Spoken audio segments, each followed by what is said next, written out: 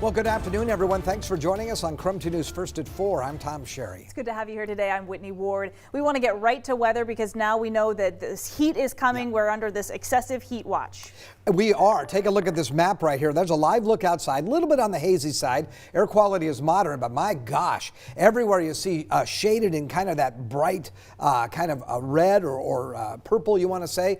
We've got that excessive heat warning. That includes the Spokane area. That's in effect until Saturday evening. Then a heat advisory now is in effect in the lower Columbia Basin. A heat warning means that it's imminent. We're sure it's going to happen. An advisory is we're keeping an eye on it, and we're not sure if it's going to be happening. So as you can see, we really expect the hot weather across the Spokane area and surrounding regions.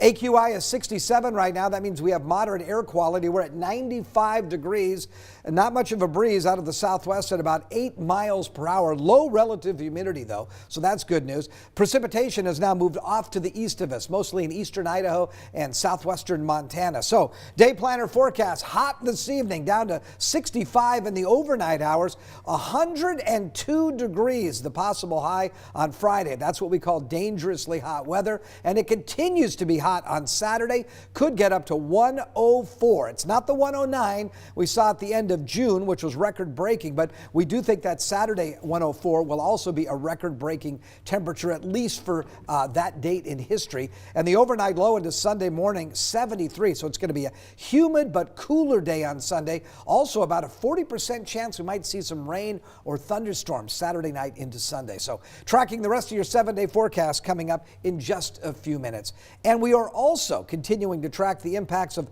Washington's new police reform laws. Now, last week, more than a dozen Eastern Washington enforcement agencies claimed that the new laws will increase time spent on calls and make response times slower. Yeah, and not only that, but they're worried that more suspects will be able to get away based on new limitations for detaining someone. So we reached out to local supporters of these laws for their take on the changes. Many supporters believe that these laws create more transparency and hold officers accountable. Anwar Peace is a member of the Spokane Human Rights Commission. He agrees that some laws need more clarity, and there is a conversation he and other supporters are willing to have. Our Amanda Rowley asked about his thoughts on officers who say they feel limited on how they can protect the community.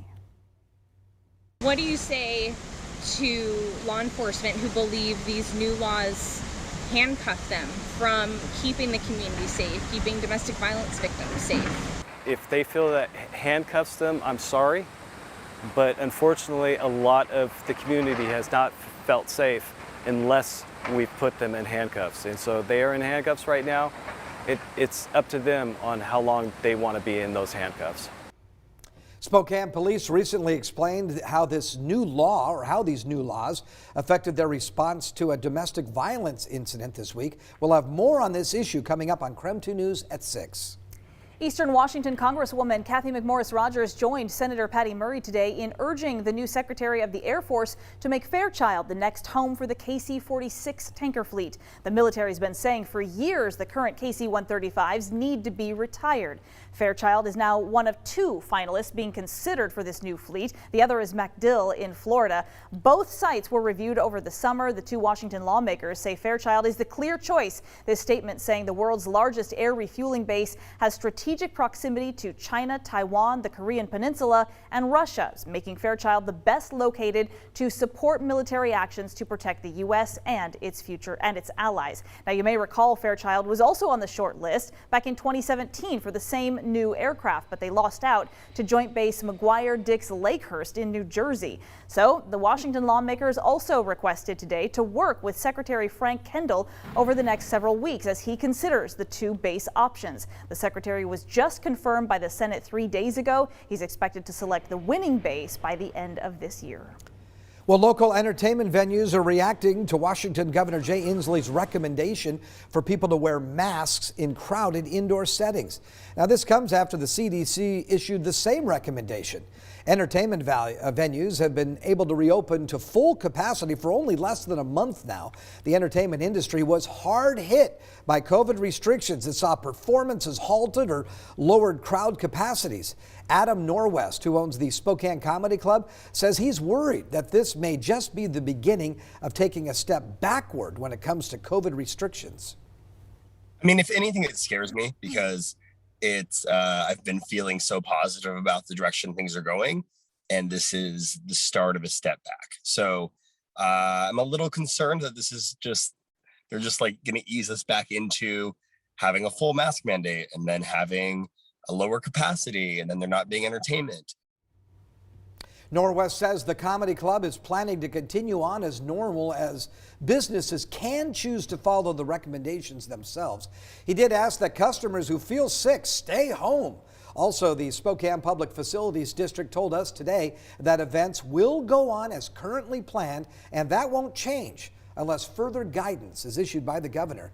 The Facilities District runs the Spokane Veterans Memorial Arena, the Spokane Convention Center, and the First Interstate Center for the Arts. New tonight, Grant County is now issuing a public health advisory because of rising numbers from the Delta variant. This is mirroring Governor Jay Inslee's recommendation from yesterday. Health officials there are now urging all residents to wear a mask for indoor public places. Consider working from home as an option, practice social distancing measures, and get tested if you develop any COVID-19 symptoms. The CDC has updated its testing recommendations for fully vaccinated individuals.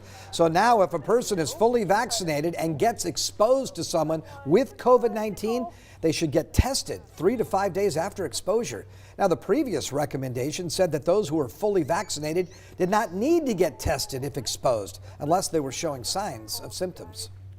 Today, President Joe Biden announced new COVID protocols for federal workers. Now they and contractors will need to show proof of vaccination, or they'll have to undergo regular COVID testing. Anyone who does not attest or is not vaccinated will be required to mask no matter where they work, test 1 or 2 times a week to see if they've acquired COVID, socially distance, and generally will not be allowed to travel for work.